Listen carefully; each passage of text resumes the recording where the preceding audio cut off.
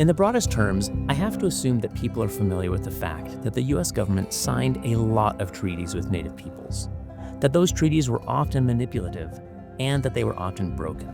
That's not news. But as with most things, there's so much more to the story. And historian Emilie Connolly uncovers important but seldom discussed related issues in her multiple award-winning book, Vested Interests: Trusteeship and Native Dispossession in the United States. Welcome to Writing Westward. I'm your host, Brennan Rensink. This month, we speak with Connolly about the financial and fiduciary systems that developed with treaties from the early Republic to roughly the Reconstruction era, how they fueled expansion, shaped U.S. Native relations, and provide essential context for so much that has unfolded in the West during and since. Thanks for listening.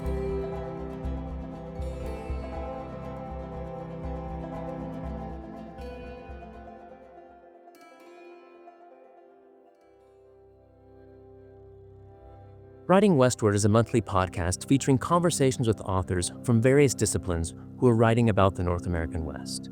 It is supported by the Charles Redd Center for Western Studies at Brigham Young University, where I, Brendan Rensink, am Associate Director and a Professor of History. My goal as host is for these conversations to spark your curiosity about and interest in thinking more deeply about the region's lands, cultures, and peoples in the past and present.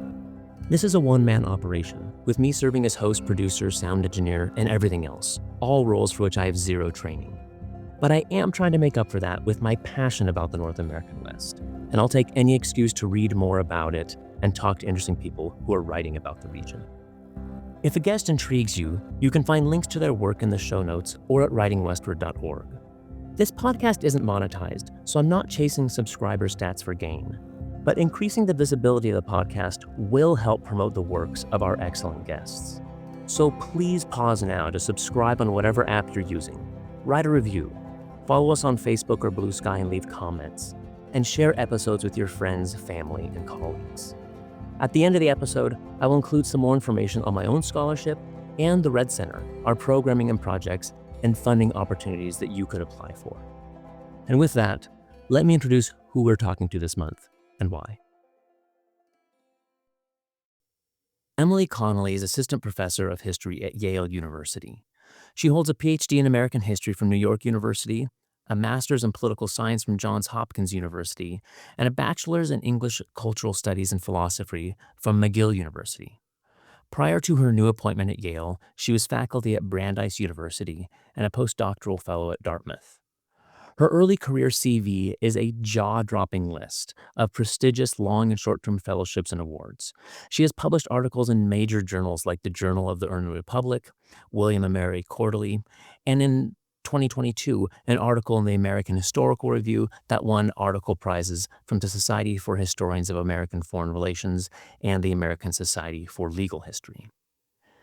Her book that we discussed today, Vested Interests: Trusteeship and Native Dispossession in the United States, was published by Princeton University Press in 2025. It won the Bancroft Prize in American History, the James A. Rawley Award from the Organization of American Historians, and the Stuart L. Bernath Best First Book Award from the Society for Historians of American Foreign Relations. Connolly is the real deal, and her work deserves the many accolades. In Vested Interests, Connolly describes what she terms fiduciary colonialism, the system of trusteeship where the government held, managed, and controlled the distribution of funds owed to Native nations via treaties. But it was a system designed to benefit the trustee, the government, more than the beneficiary, the Native nations. As such, the U.S. used it to acquire Native lands and resources, fund expansion, and control Native peoples. Importantly, Connolly demonstrates how natives themselves were not simply passive victims, as so many histories casually paint them. Yes, they were the victims of countless injustices in these processes, but Connolly shows how they constantly engaged the system, strategized how to use the annuities to build and grow their communities, assert their sovereignty, resist mismanagement and lacks of transparency, and call the federal government to task for not upholding their obligations as trustee. As a work largely spanning from the very late 1700s to not quite the end of the 1800s, the quote-unquote West of these histories is notably farther east than this podcast usually features. But what we now call the Midwest or Southeast were the Northwest and Southwest of those times. They were frontiers. And the U.S. federal Indian policies and strategies and traditions developed by Native nations in those now Eastern but then Western locations provide countless threads of essential historical context for understanding what unfolded across the continent in the decades to come and up to the present. Like Claudio Sant's Unworthy Republic, or John Bowes's Land Too Good for Indians, or Jeffrey Ostler's Surviving Genocide, which all help explain not only the settler logic and rhetoric surrounding native dispossession, but the bureaucratic processes, political debates, and intentional decisions made by American officials to facilitate the transfer of native lands, resources, and wealth to non-native peoples. Connolly likewise opens up the hood of this expansionist colonial machine and disassembles it all to show the nitty-gritty of how it actually worked. These kinds of studies win and deserve awards because they require exceptional research skills and very creative thinking to bring into the light and make sense of the unseen levers of power and hidden mechanisms that drive important historical events and processes. These are works that clarify the many hows and whys of history that should force the rest of us to rewrite lectures, reconsider how we frame much of our own scholarship, and come to the conclusions that we come to. Emilie Connolly, welcome to Writing Westward. Thank you for having me. I'm very excited to talk about this award-winning book. Congrats on all of the accolades. Thank you. Has that been a good experience or an uncomfortable one? Definitely uncomfortable and confounding, but also, of course, it's really nice to know that people are connecting with the book and, just getting to hear what people think about it.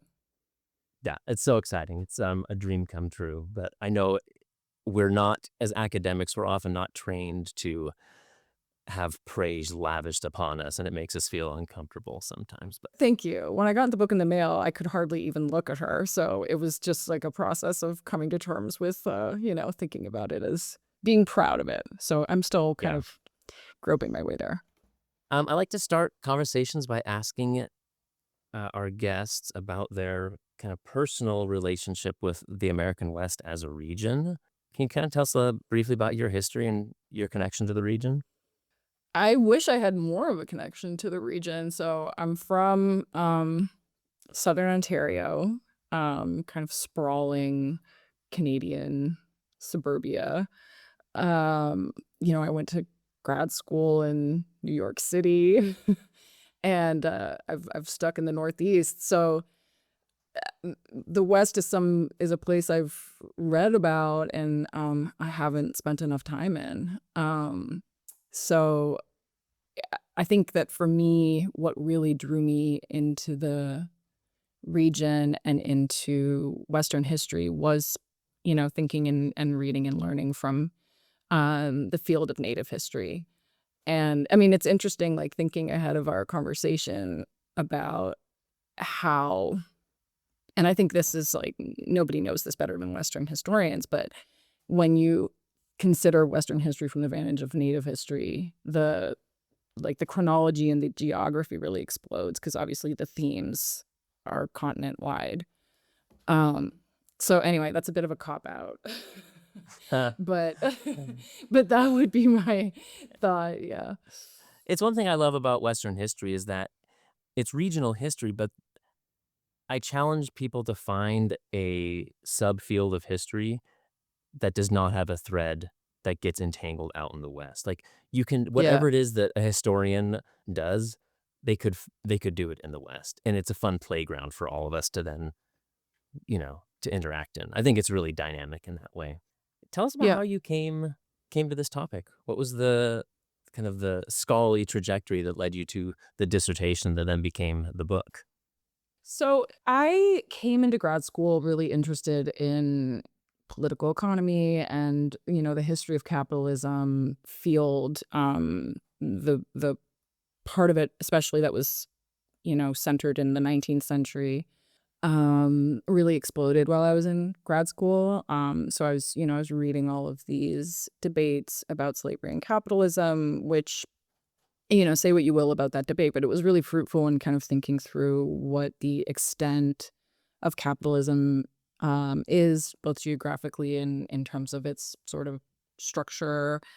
And it was, I think, true of that era and maybe less true now as there's more scholarship coming out, that there wasn't quite the same attention to the role of Indigenous people, their land and resources within like how capitalism was being defined and redefined. So I think that there was a way in which the topic was kind of ripe for the picking. It was something that once I started to be interested in thinking about the financial administration of Indian affairs, or kind of trying to consider a little bit more what the political economy of native land dispossession would be like, it was very easy to imagine this as a conversation with other scholars. And then really the other part of the answer is that, again, I went to grad school at NYU, and that was a department that had so many exciting scholars who were working on Atlantic history, on Indigenous history. Andrew Needham, a very prominent Western historian, Rachel St. John, another goat in the field of Western history. So they were on my, Andrew wasn't on my committee, but he was really important kind of in guiding me through this topic as I was developing it. So I think it was just a combination of being sort of in the right place and the right time in terms of where the historiography was, and then also having really great mentors in the department. I have 4 kind of big picture context questions, which is, I think, more than usual. That I feel like there's a lot of ideas that I want to get out on the table before we dig into kind of the meat of your book. So I'm trying to look at the timestamp here. Just I don't want to gobble up this could be the entire conversation, but we'll try to move through this Yeah, efficiently. right, But so right. there's kind of four big ideas I want you to kind of address. Yeah. And the first is kind of about the West. If people open the book, look at a map or the index, they might say, "Hey, this isn't the West. This is, Mm-hmm. the Ohio country or the Southeast." Uh-huh. A lot of this is late 1700s, early to mid 1800s, and the West hadn't quite crossed the Mississippi or Missouri. At least, American westward expansion hadn't yet. You do get into Indian country in the plains in the 60s and 70s. And so I want to kind of up front make sure that listeners don't just turn this off, because I think this book is essential for understanding a lot of Western history. So could you lay out the case for us for why is it some of these earlier, more Eastern, even though it was the West back then, but today we think of it as more Eastern locations and the treaty processes. Why is that context essential for us to understand later 1850s, 60s West, 70s treaties that listeners might be more familiar with? Why is this essential context for Western scholars? Yeah, I am gonna try to. I'm trying to think about how to answer this question without talking for the full 45 minutes. So maybe I'll focus just on. Maybe I will just focus on the treaty system, because I think there's lots of reasons that I'm sure we'll get into. But for me, and I'm not the only person who's seen this period in the 1790s in the Ohio River Valley as really formative for both federal Indian policy, but also for a kind of tradition of like international Indigenous resistance to U.S. colonialism that continues to resonate well beyond the region and its period. So in the 1790s, there was this kind of military confederacy of nations who were, indigenous to the Ohio River Valley, who were successful in having an armed resistance to the attempts of the United States to, the new United States to kind of venture into the region. And they actually successfully defeated the kind of infant U.S. Army in this, very kind of epic moment in 1791. And that was a huge crisis for the United States, because it was still very deeply indebted to these overseas creditors. It was still seeking international recognition as a new republic. And it had a provision kind of against a standing army in its constitution. So this was like a pretty kind of like existential dilemma.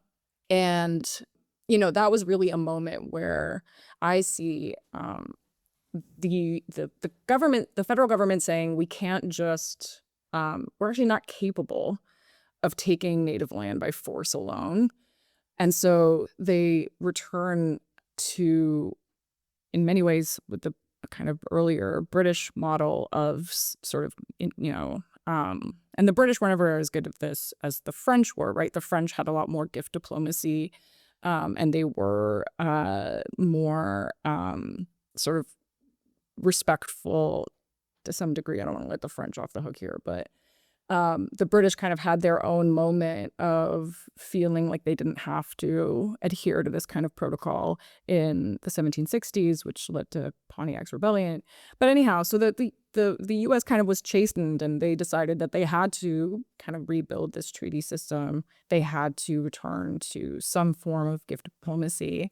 And that treaty system is, you can't, it's not universal. There's so many exceptions to the way that land was acquired, but treaties is the dominant mode of native land dispossession for the rest of until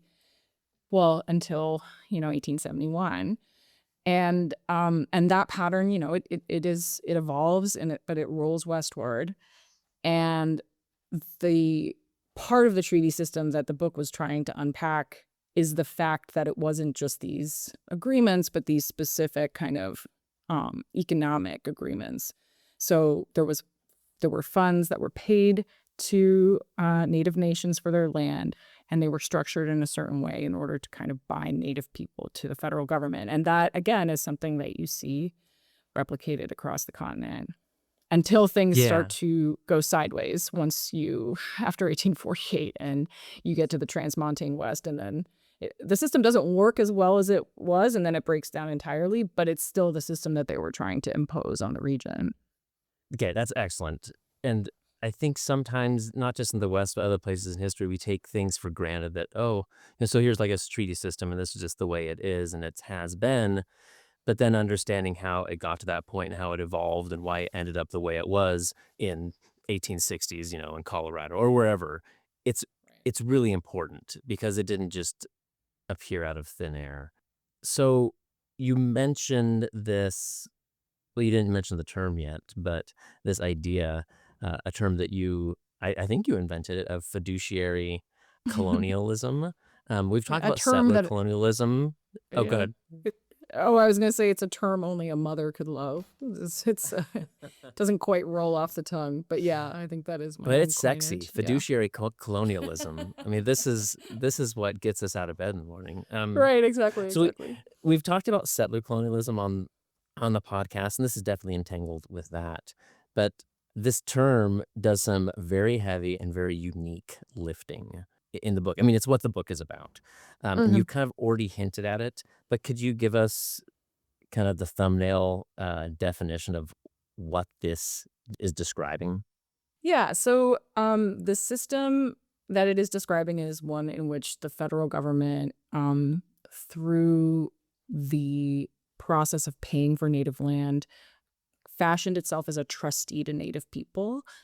The kind of, on the most basic level, this had to do with choosing to pay Native people not in lump sum. So that would have kind of created this punctual transaction, and who knows whether they would have continued to even relate to one another as on a diplomatic basis or any other kind of colonial basis, but specifically to stretch payments out over time into these annual increments.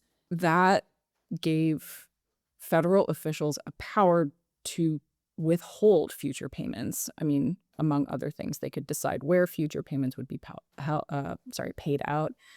And, so that kind of the just pure kind of mechanics of how these payments were issued started to confer this power to federal officials, which they interpreted and kind of fashioned as trusteeship. So they coupled it with this idea that they were superior to Native people and therefore they were stewards of their wealth. So that's the sort of, there's like one layer of that. And then there's another layer that kind of developed through and alongside and taught this, which was the idea that federal officials wouldn't just administer this wealth, kind of mete it out over time, but they would actually begin to manage it as financial kind of portfolio managers, right? This So is they what started blew my to, mind and what I was very unfamiliar yeah, with was this second aspect. yes, right. So the payments were called annuities, and like most historians, readers of history, of Native history, will come across the term annuities. They were, they're not hidden at all. But where exactly the annuities were coming from, I think, was something that had not been yet kind of explored. So some annuities were just financed by annual appropriations from Congress, just like the rest of government expenditures were. Others were financed as interest payments off of investments. So the way that this would work is that a treaty would be signed, it would be negotiated, and I'm sure we'll get more into that later. And federal officials would then, in the treaty, it would say the Potawatomi will receive a $20,000 trust fund, and this will be managed, in I'm trying to remember the exact term. Safe and productive stock was usually the phrase that would be in treaties. And then the Commissioner of Indian Affairs would go off and start to decide which bonds. And sorry, you'll hear me say stock sometimes. In the 19th century, those terms were interchangeable. When I talk to like economic historians, they, get really freaked out by me. But so if you hear me say stocks, they were always investing in bonds. That was actually a kind of regulation. So the Commissioner of Indian Affairs mostly, although the Secretary of the Treasury also got his hands dirty at some points, would decide which bonds they wanted to invest this, trust fund in. And so they weren't just kind of stewards of wealth or officials who had control over future payments, but they were now really actually acting as fiduciaries in the financial sense of the term. So, okay, I just remembered that you would ask me what fiduciary colonialism is about, but Uh, I'll just say one more thing, which is that, so, this is what I mean by fiduciary colonialism, is the idea that this granted the federal government an immense amount of leverage and also some opportunity for different kinds of patronage. But it's just important, and this was something that I really learned kind of through the course of doing this research, and that really surprised me, was that Native people had their own concepts of the kinds of asymmetrical relationships that would be shaped by one party kind of having an obligation to provide to the other. And so, it's just, I always try to make the point that Native people had a way of understanding trusteeship as an obligation of the federal government to protect them, which was not a relationship at all of dependency, but it was one in which they recognized that they had entered into special diplomatic agreements with the federal government, and that federal government was therefore responsible for shielding them from harms from its own citizens, which obviously did not happen, and from harms that are, emanating from competing powers, whatever. And included in that was an obligation to maintain treaty obligations and to uphold and to, actually pay out the money that was in treaties. So, yeah, like you said, it does a lot of heavy lifting, but that's maybe like the well, and least that's concise answer I could give it you. takes 300 pages to work through it. So, Yeah, yeah. I know. Well, but you actually, what you were saying here about the natives' perspectives on this segues into my next kind of big picture context question, which is this idea of kind of native agency. And when I first heard about your work, it seemed to me like a topic that could very easily become a native of a narrative of natives primarily as victims, which they often were Yeah, victims of a lot of things, but victims of government mistreatment, negotiating in bad faith, fraud, breaking treaties, and so forth. But right. you, to a shocking degree, fill pages with constant examples of native agency, politicking, strategic action, Mm-hmm. negotiating, diplomacy, and so forth. Mm-hmm. And one of the key examples was that some natives actually preferred funds being spread out over multiple years instead of lump Right. sums. Right. What were the kinds of initiatives or projects that the annuity systems enabled for them that actually they preferred that? Because I think intuitively we would think they just would like all the money up front. Yeah. But Yeah. it being Yep. Yep. spread out Yep. had some advantages. How did they lean into that? As maybe Yeah. we can use this as an example of unexpected, native agency and really strategic thinking. Yeah. So, and there were these moments very early on, actually, still in the 1790s, when the federal government was both figuring out its own Indian policy and also states were still kind of trying to worm their way in there, sign their own treaties. So there were these examples of lump sum payments. One of the First Nations that I look at is the Seneca Nation in Western New York. And they had really been in this context where they were, kind of signing these like sham treaties with New York. Um, and also federal officials were coming in. There were all these people who were jockeying to try to get their land. And some of those treaties, which again were extremely fraudulent and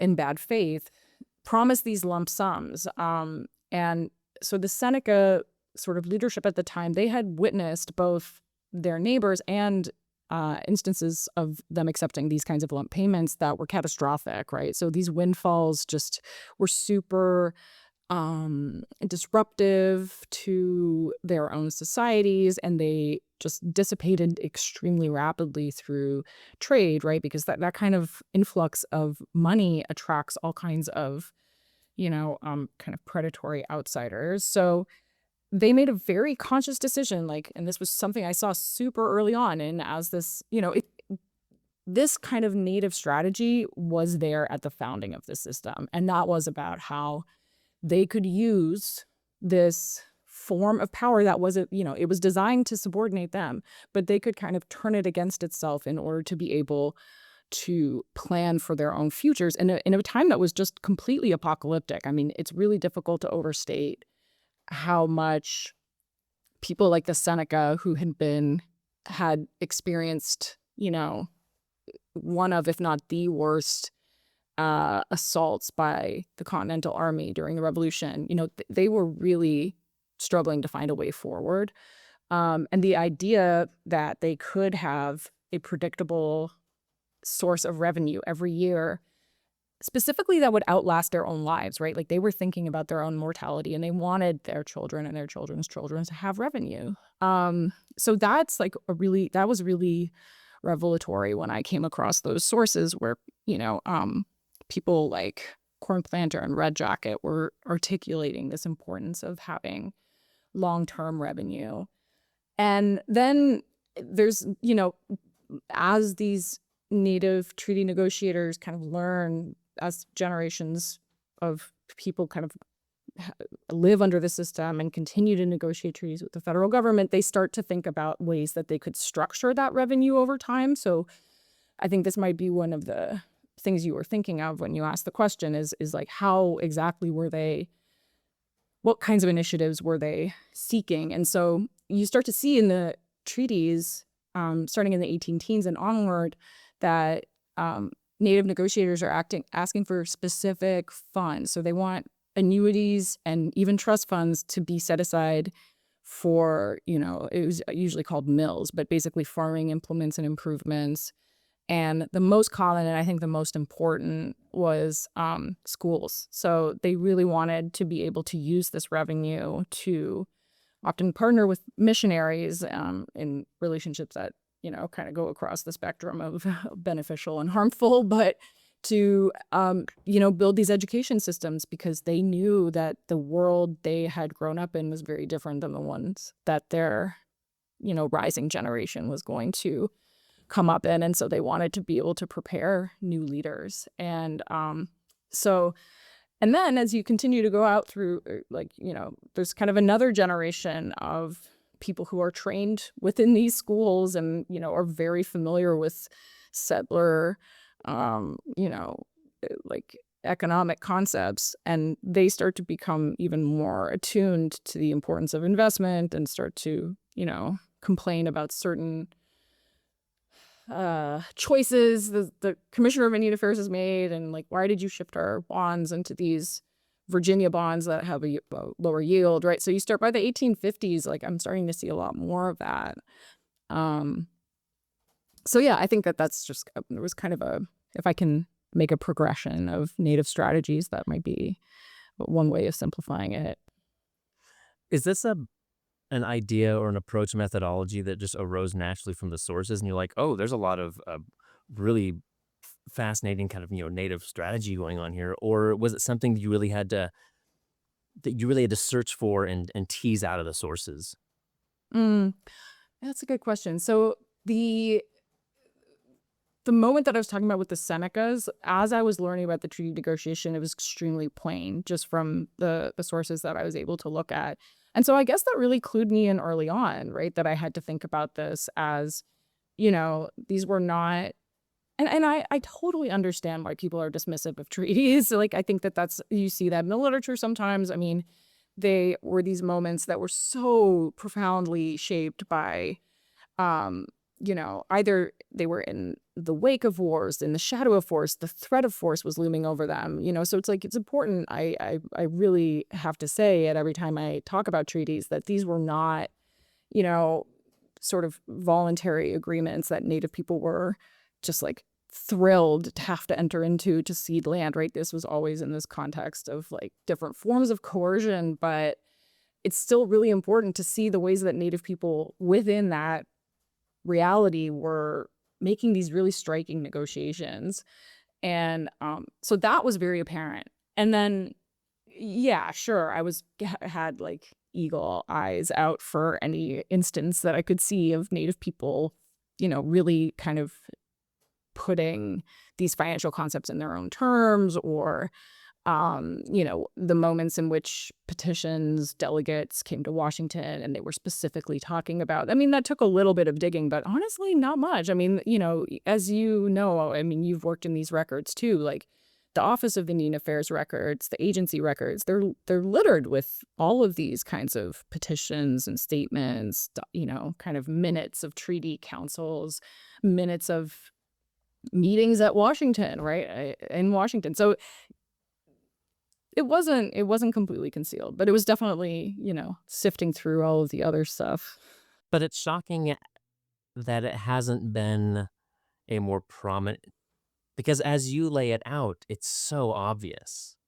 Mm, But so I found it shocking that I haven't seen more discussion of this previously, right? But I think it's maybe because a yeah, lot of us go into, well, I'm looking at a treaty and we just view it as this is clearly just a fully one-sided thing, and yeah, it's probably coercive and manipulative. And we then, right. clause, 5B that actually demonstrates some really careful native thinking and initiatives. We just like breeze right over it. There's a lot going on, I think there were a lot of valid things to focus on, and there is a way in which the financial elements of any bureaucracy, but certainly of Indian affairs, it kind of forms the gray matter. It's like it's omnipresent, but it's not necessarily gonna like smack you in the face unless you're looking for it. And another example, which I only kind of glanced at, but is the whole provisioning and traders and their claims. And there's just it's so voluminous. I mean, just like scrolling, I was doing all this on microphones, just scrolling through like Oh gosh. hundreds of pages of these guys trying to get their money, and it's like, I can't, I can only do a little bit with that. So yeah, I mean, but there's like, as you know, like there's so many stories that can be told with those slightly mind-numbing but important records. So Well, I'm glad you had the fortitude to work through all the microfilm, because yikes. well, That's and then they and digitized yeah. it as soon as I finished the dissertation. Then finally it was all digitized. So then I had to Of go back course. and I had to correct all the frame numbers to the image numbers. And then who knows, maybe the NARA website's going to crash and never get put back up. But Let's open up. Hopefully you saved copies of what you needed. not always. But I have notes. Okay, so the fourth context question, and we're like already a half an hour in. This is hilarious. I'm sorry. You book it, It's and awful. no, and we've already kind of touched on a lot of the things, and we'll kind of return back to some of these Okay. topics in a little bit more depth. And I was interested to see that you bookend the book with some. So, like, this is an most 18th, 19th century study, but you bookend it with some 20th and 21st century stories of Eloise Cobell Mhm. and lawsuits Mhm. over individual Indian money accounts. So, like, generations later, Mhm. these agreements are still in force, but the money, there's been so much mismanagement of money and so forth. Why did you think it was important to do that? Like, what is that? How should that change how we view and read all of this 17th, I mean, sorry, not 18th and 19th century history? There was a point when I was working on this project, and it started out as this very kind of like teenager argument of like, and then the US came and they imposed trusteeship, and trusteeship was horrible. And like, and then I had this moment and a lot of it came through thinking about what trusteeship means today, learning from both Native history, but also, Native like writers, um, scholars who I was in conversation with. And I realized actually federal trusteeship is incredibly important, and it is a major pillar of specifically how the federal recognition of Native scholarship, or sorry, the federal recognition of Native sovereignty happens today. And so that was a real kind of like aha moment when I had to rethink what I was saying about, fiduciary colonialism. And I had to really tease out the reasons why Native people were participating in it and what they thought about it. Because they weren't saying, and this is where I'm getting to Cobell. So Eloise Cobell, she was this incredible kind of like Renaissance woman, a member of the Blackfeet Nation. She was the first person to found a Native American bank. She was, the comptroller of the Blackfeet. She was just this like perfect kind of candidate to start to unravel what had become by the 20th century this like absolutely uh, grotesque, enormous system of bureaucratic incompetence. And it's very complicated, the reasons why it got so bad. But if you say Indian trust funds to anybody in Indian country, they know immediately what you're talking about because of how egregious things had gotten and the work that Cobell did to bring it to light. So she, first, like with other, kind of Native advocacy groups like the Native American Rights Fund, they brought to light all of these problems with trust fund mismanagement to Congress. So there were hearings. I mean, eventually she launched this. She was one of the 5 named plaintiffs for this big federal class action lawsuit. And so, I had all of this material on what, I mean, as a 19th century historian, right? Like the 1980s is like basically the present day to me. So I was reading the 1980s and 1990s and into the aughts, right? I'm kind of going through all of this, all of these hearings, all these testimonies, all of the kind of advocacy work that I could see, watching videos of Cobell talking about what trusteeship meant. And it was really, it was so instructive. And what I really got from that was like, she never, ever said that she wanted this system to be abolished, right? Like that was never something that she was pushing for. She always wanted this system to be upheld to the ideal that it should have always been upheld by, that it should have always met, in which trusteeship was a genuinely reciprocal set of obligations, right? Native people have always upheld their treaty obligations to the federal government. So given that this trust system, given that trusteeship is rooted in treaties, why isn't the federal government actually upholding its obligations? And yeah, so that just it completely changed the framing of the book for me. And I found that when I was writing the book, it was the best way to try to get the reader to understand that as quickly as I could.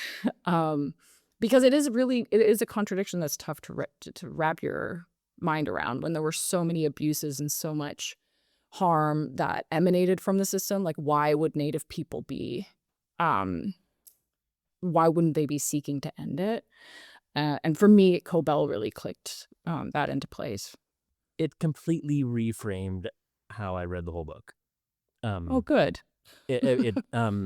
Because I mean, so I think it was so smart, and I always tell my students to do this too. But I know I always say read the introduction and then go read the conclusion. In her case, you have an epilogue where she then shows up again. I'm like, and then read the middle of the book, and it just so clearly points us to some unexpected dynamics and some important things that you see throughout that I don't think I would have been thinking about in the same way. So I thought that was really, really powerful, and also powerful to show like this is old history, but it's not history. It's today. And there's Yeah. direct connections between. I mean, this Koba ended up being like the largest class action lawsuit in American history, Yeah. and I think it still it's is. Yeah. yeah, but it's rooted in things that happened hundreds of years ago, right? Yeah. And there's very Yeah. direct And connections. they had to really, I mean, like Cobell and others who were at those hearings who were giving testimonies, they were the ones who had to show, right, that it was rooted in this long history. And it wasn't just some kind of bureaucratic glitch or failure, right? That this is actually this reaches back to to like a period in which Native sovereignty was actually recognized in part of the federal government's like Indian policy. So yeah, agree. I'm glad it served you well as you read through the rest of the Yeah. book. Yeah.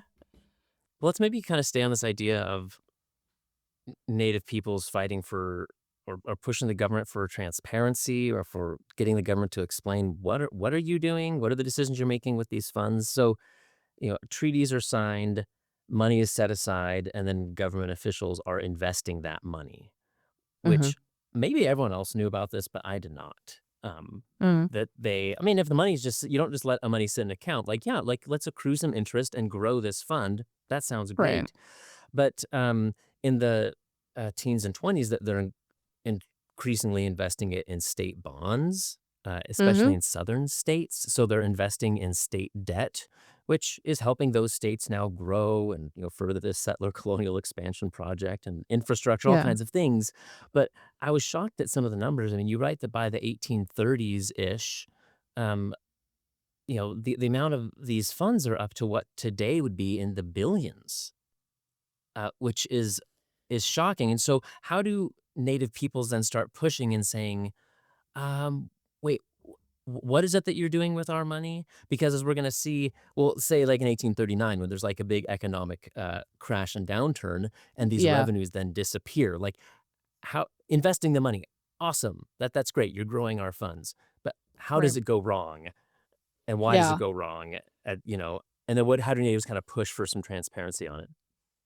Yeah. So there was this kind of exquisite, it's not a coincidence, but it was really striking to me when I started to put these two sort of historical processes together, but precisely in the period that we associate with Indian removal, right? This period under President Andrew Jackson, 1830s, essentially until his term ends in 1837. So a lot of the removal treaties are negotiated when he's president, but actually a lot of the actual removal journeys happen after he leaves. But taking this kind of surge of native dispossession and removal in the 1830s, it actually also was a period in which states started to borrow more than they had, in their entire history combined. And the reason why I say it's not a coincidence is because a lot of the states that were borrowing were doing so kind of on the margins of development, right? So or at the margins of settlement, I should say. Again, places that were absolutely the West in the 1830s, like Indiana and Michigan and Mhm. Alabama, Alabama, right? So yeah. yeah, I mean, this is a far West, but so they were borrowing in order to become sort of like viable settlers, like they were borrowing to become viable settler states. Land on its own is not actually valuable until you can get there, or even more so until you can ship out grain from there. So they needed to build transportation infrastructure. There needed to be banks there to like kind of provide the liquidity needed for settlers to even be able to purchase land and kind of begin to plant on it. So this is a period in which states are borrowing, in the hundreds of millions, right? So I think by the 1840s, they borrowed $230 million, which was, very kind of unprecedented. And this was a relatively new sort of class of investments at the time. So it was striking to me that, there was kind of perfect complementarity where the Commissioner of Indian Affairs and the Secretary of Treasury decided to invest these trust funds in these state bonds, right? And again, it's not a coincidence, right? So there was In the very certainly states that those natives had just been removed from. often, So we yeah, remove the natives. We take the money that we were going to be paying them for the removal yeah, and give it to those very places so they can build out white society right, exactly. and, So and I write about economies. the Chickasaws who Yeah. that's like one of the stories, and they had the largest trust fund by far, and a lot of their money was invested in Alabama state bonds, and Alabama had as part of that state bank system that the bonds were funding, there was one branch of it that was actually a huge hub for settlers who were speculating in Chickasaw land. So yeah, there were, if you can find many perverse instances of those kinds of investments, and then also a fair amount of randomness, right? I mean, part of how this worked was just patronage. So whoever was able to buddy up with the Commissioner of Indian Affairs would succeed in getting an investment. And there were lots of sort of DC power players. Richard Mentor Johnson is one example from Kentucky, and he was always writing these. He's really kind of breaking the rule of don't write things down if you're doing something wrong. I mean, they just show up all these like, please invest in please ensure that there's an investment in Kentucky bonds, and then it'll just be scrawled on top like confidential, and it's like, Hmm. that's not going to work, honey. But so he has a long paper trail of the kind of arm twisting that was, it worked in Kentucky's case. Okay, wait, I'm getting distracted. What were we talking about? Oh, when things So go how do wrong. natives So then? there's this. Yeah. No, I remember now. Sorry, I got distracted by Richard Mentor Johnson. But so there's this huge borrowing surge, and then there's a state bond crisis in 1839. It starts to the state bonds start to lose value, and then in particularly 1841 and 42, states start to default on their bonds. Some of them actually repudiate their debt, right? They kind of like declare bankruptcy in their own way and say, we're never paying this back. So there's all of a sudden the kind of spigot has been turned off in terms of all of the bond interest that was kind of flowing into the Office of Indian Affairs and going out to Native people as annuities. So there's these disruptions in annuity payments. And that's really the first that Native people kind of learn. It's not the first. They knew that their money was being invested, but it's kind of a moment where that reality really asserts itself in their lived, Like the day to risk, day. like this Yeah, is not always exactly. going to go well. Yeah, Yeah. exactly. There are actually interesting earlier examples that the Senecas were, they were unfortunate to have to go first, but for the kind of the people who we associate with that period of Indian removal, this was a really kind of important pivot point.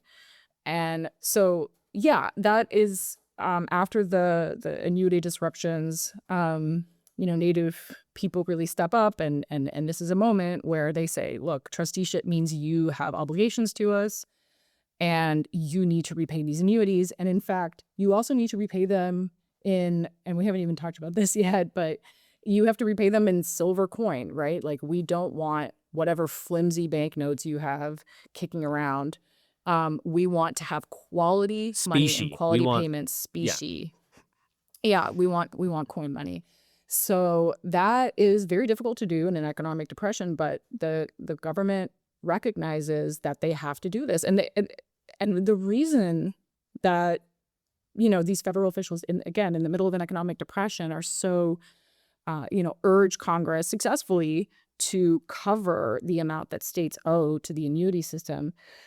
The reason that they do it, they reference this threat, that the memory of the 1790s, right? And they talk about the possibility of a pan-Indian war, and those are their terms, not mine. But that threat that Native people would form a confederacy and rise up, it's still very much a part of why they keep this system going and why they believe that they have to rely on this system, especially because they had just undertaken this very violent campaign of forcing people off of their land and into kind of compressing them into Indian territory. So yeah, Native people kind of recognized that was one of the moments where they realized that they were going to have to actively hold their fiduciary to account. Apparently, within the next 20, 30 years, though, well, about 30 years later, fears the government again is unable to pay. The Civil War happens. Again, all this Yeah, stuff is invested in southern states. The southern states are going to pay it. The Union doesn't want to pay it, and they start paying in greenbacks and just this paper money, and Native peoples are like, no. And this is a dynamic I've never taught my students about when we're asking about Native peoples joining with the Confederacy instead of the Union in the Civil War. They viewed it as like, maybe that's how we can get what's owed to right. us, because the Union had simply stopped paying. Um, Yeah. it's in this 1850s. So as the government is now realizing, like, okay, paying in specie, that's a problem even before the Civil War.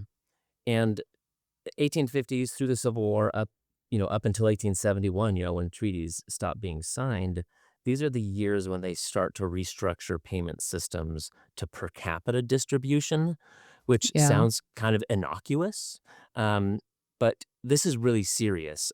So what does this change mean of going to a per capita distribution of annuities? Why did the government institute it, and what did this mean for Native peoples themselves?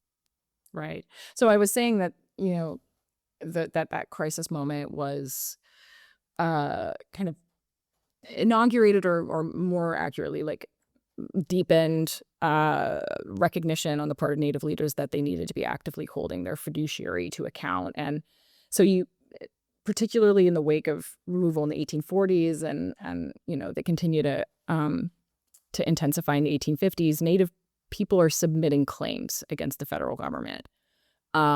They're submitting claims through the petition clause to Congress directly. They're hiring attorneys, often some pretty shady characters, but attorneys, or esquires, or whatever people called themselves in the 19th Mhm. century, who were bringing these claims to Congress. And so at the same time, there were also, I was kind of mentioning before, this is like a very voluminous record in the Indian Affairs Office records, but there were these traders who were also making claims on the federal government for the idea that Native people were actually indebted to them. So the Congress, the Indian Office, they're getting kind of buffeted with all of these claims, which are essentially claims on Native annuity wealth, right? It's Native people saying, you haven't paid us what you owe us, whether that's because of land payments that weren't made, annuity payments that weren't made, other kinds of experiences of removal itself, where they were fed rations that were spoiled. There's a whole panoply of ways that that Native leadership is starting to say, look, you have accrued these obligations as a trustee, and you haven't made them. And so therefore we deserve to be paid in money. And traders are doing the same thing. They're saying, actually we are owed a share of Native annuities. And so in order to try to stamp out these kinds of claims, essentially federal officials decide they don't want Native nations to have their own kind of collective pool of revenue anymore, right? They want to try to undermine and gain kind of full control over the wealth that they were supposedly to hand off to Native nations as their own pool of revenue. So they start to divide payments into per capita payments, and they simultaneously say, oh, and you're also not allowed to draw any contracts with outsiders. And this is supposed to stave off both trade debts, but also contracts with these attorneys and claims agents who are bringing cases on their behalf to Congress. So it was essentially this moment where, there had always been manipulation at the kind of interface of payment, but now officials are trying to kind of penetrate into Native nations and decide how that money is being distributed within nations. And it undermines all kinds of things. It undermines how they're spending money on their own infrastructure, on salaries for public government. So it's something that immediately incurs a lot of resistance, successful resistance from Native people in many cases. Yeah, you write later, this is a little bit later in the book, but describing this and the processes that follow, you write, under the guise of guard. Oh, sorry. And I always apologize for quoting people to themselves because that's probably awkward. But Oh, that's you write, okay. I'll mute if I need to squeal. um, you write, under the guise of guardianship, fiduciary colonialism now reached beyond its original aim of land dispossession toward the very shattering of native sovereignty. Yeah, so now the federal government is reaching in and saying, actually, we're now also going to control how it's distributed within your nation. You don't get to just take it as a community and do with it as you want. And this is also what then, however many generations later, when we get to the 1980s and 90s and Eloise Cobell, these individual per capita, you know, uh, annuities have now been divided out over how many generations of people, and that's part of the reason why the Right. bureaucracy becomes so convoluted and so ripe for mismanagement, for full-out fraud, for funds going missing, and for Native peoples never being able to access the funds. I mean, and this is part of what you open and end the book with, is just these ridiculous cases of people trying to get what's owed to them and the Yeah. government simply not them very just not being allowed to. It's really, really, I think grotesque was the word you used earlier. Yeah, yeah. I mean, I think that's a moment and a theme that a lot of people who are interested in Native history know about, is this moment of allotment when, this really destructive policy of individuating Native lands. And so it was interesting for me, which was just devastating and resulted in millions of acres of land lost in like a very sweeping and rapid uh, kind of period until the policy was ended in the 1930s. But, it was interesting to see this kind of the kind of shattering impact of the individuation of collective wealth in as like a strategy, kind of a generation earlier, um, in terms of money, right? So like, how do you undermine the ability of a nation to do something collectively, to have a bigger project? It's by forcing them to individuate that wealth. And ironically, this makes many Native, I think they wanted to make them more dependent in a way, or less able to act independently. But the government Right. then is also simultaneously complaining about this dependence and complaining Yeah. Yeah. and, Yeah. and Yeah. always upset about uh, that they're having to do all this stuff for the Native peoples. But they had created a system in which they had made it very difficult for those Native communities to do those things on their own, which is just so Right. ironic when you then later think about the assimilation eras and the termination eras, where it's like, we need to help Native peoples pull themselves up by their bootstraps. And like, well, Right. they had been doing that, and then you cut off their bootstraps, Right. very Right. intentionally, right? Exactly. In some of the later eras, then the annuities then undergo another shift in which it then often becomes goods, distribution of goods, not even distribution of Right. specie anymore, controlled by agents. Um, and I think people may be familiar with some of the ways in which individual agents would then use this as a way to coerce Native peoples, especially during the assimilation era, right? If you want your goods, you have to send your kids to the boarding school. You have to do X, Y, and Z. It was used as Right. a less as a carrot and now more, well, the carrot stick analogy is going to break down at some point, but it's used very Yeah. coercively. Yeah. We kind of touched on this at the beginning, that I think on the one hand, I hope that there's something for people who work on the Transmontane West and further west, um, in the story. But I think this, like, by the time I actually talk about the Great Plains, it's because the system that I had been talking about in the earlier parts of the book is starting to break down. And I think part of that is that the U.S. bit off way more than it could chew after, the U.S.-Mexico War in 1848, it just acquires this completely unfamiliar, vast terrain that it is not capable of actually administering, let alone even visiting, right? I Hmm. mean, it's just the federal government is so sparsely and native power is so daunting that it's really just, like a kind of very flimsy claim to having that territory. And then with the Civil War really propels this enormous expansion, not only of the military, but just of the federal government writ large, right? So after, they're through the Civil War era and then, into this 1870s and beyond, there's this really kind of toxic combination of this really ambitious and over kind of stretched aims of empire across, the West, and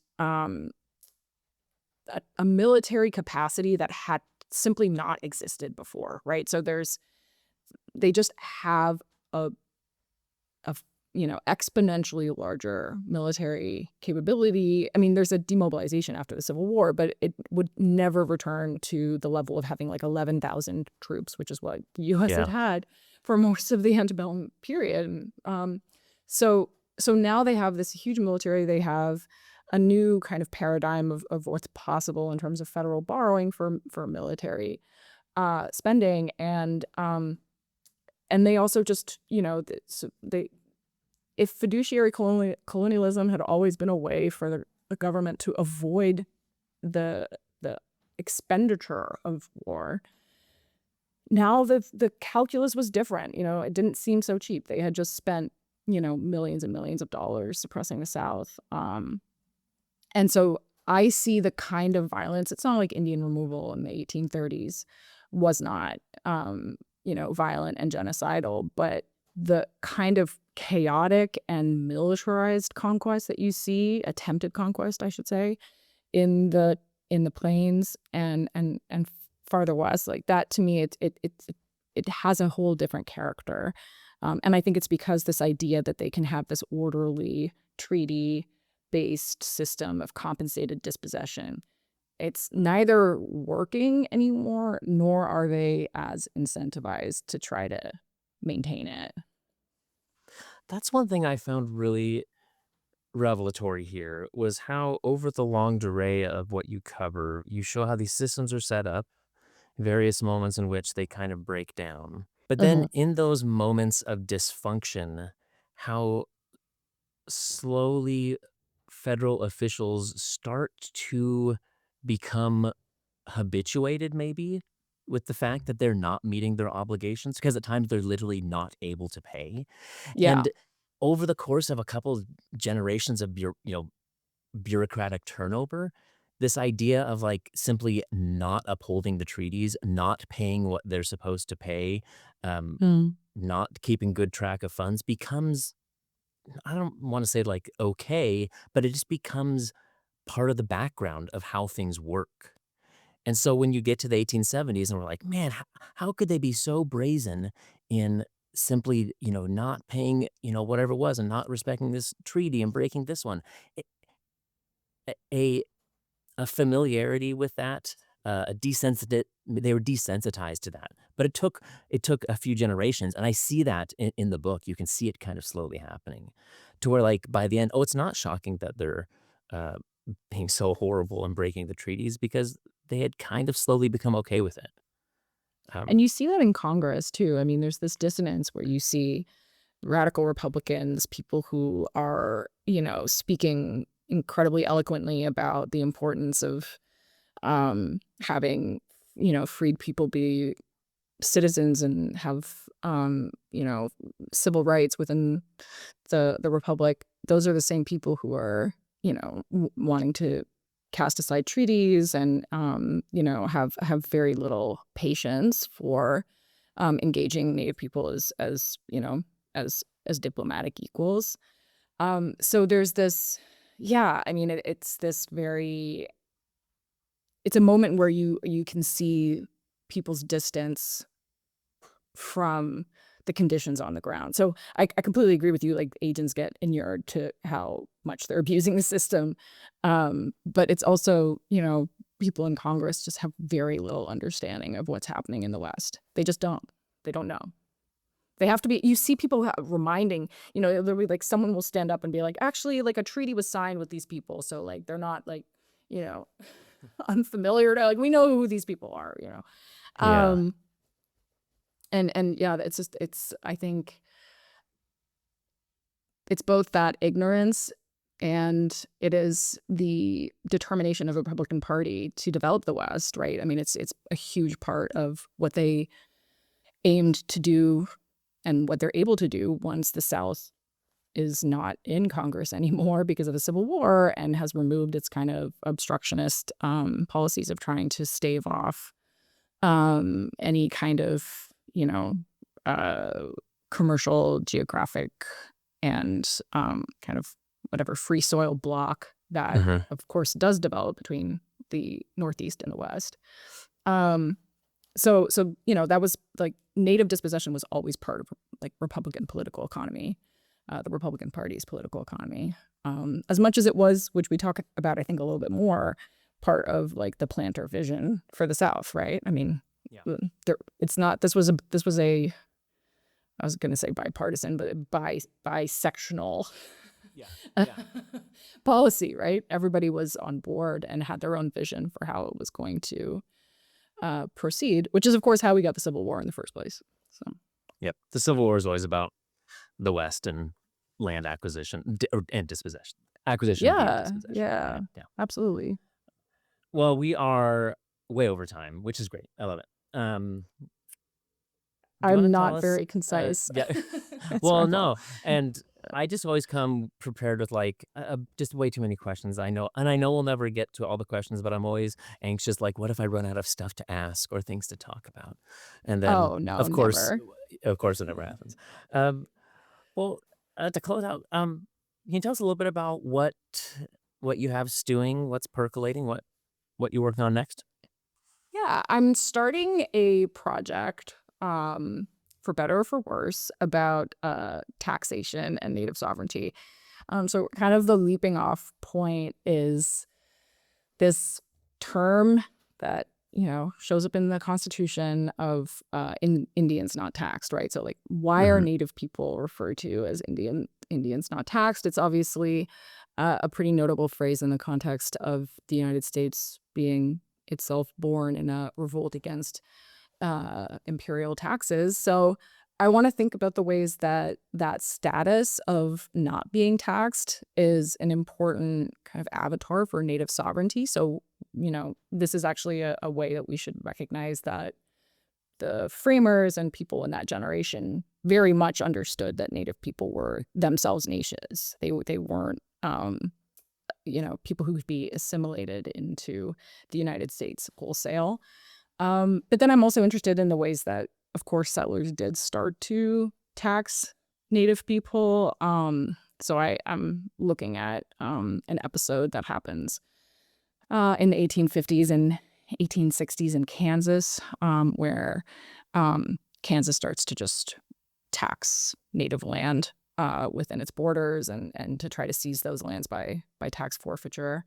But also another thing that I have been coming across and that I find so fascinating is that Native people were also taxing settlers, and they were doing it in order to assert the bounds of their own territory, and to kind of, to assert the bounds of their own territory, but also the extent of their own sovereignty over their territory.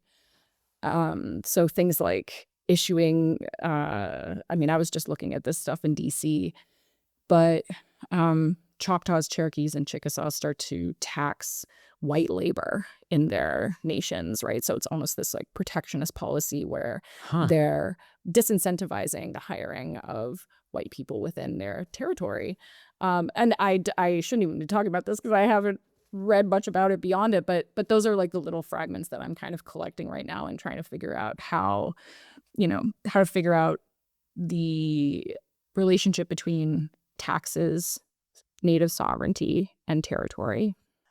Well, I'm glad that you're doing it. because the thought of digging through tax records. Tax records, In this book, Vested Interests, you clearly dug through a lot of records that maybe people haven't written about because that's rough work, tedious minutia. But maybe apparently you have a mind for it. So, or you're a glutton for punishment. I don't know. Masochistic, maybe. The yeah. IRS records are honestly, I just was looking at the IRS records and they are horrendous. They're very poorly organized, and letterpress that will just bring tears to your eyes. God. So I highly disrecommend.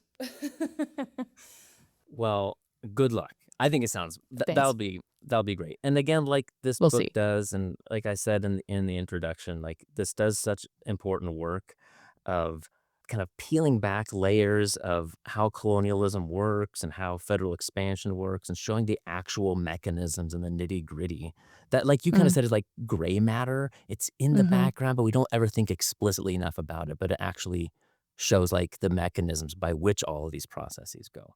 And not enough people write about that. But you do, and you win awards. So that's awesome.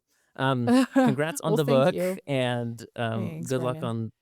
on the new work. Good luck on the new job. Thank And you.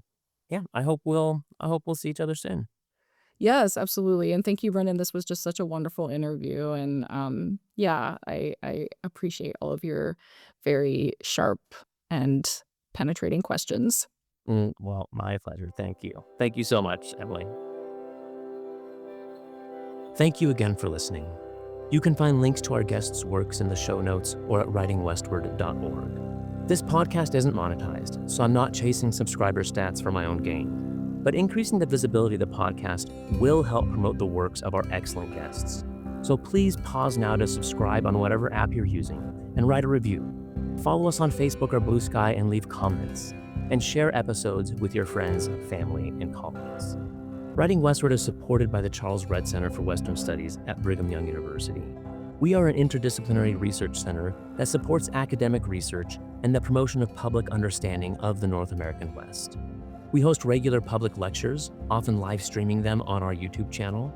We have an annual funding cycle with award, grant, and fellowship categories that nearly anyone can apply for if they are researching or working on the region from any disciplinary approach or towards any final product.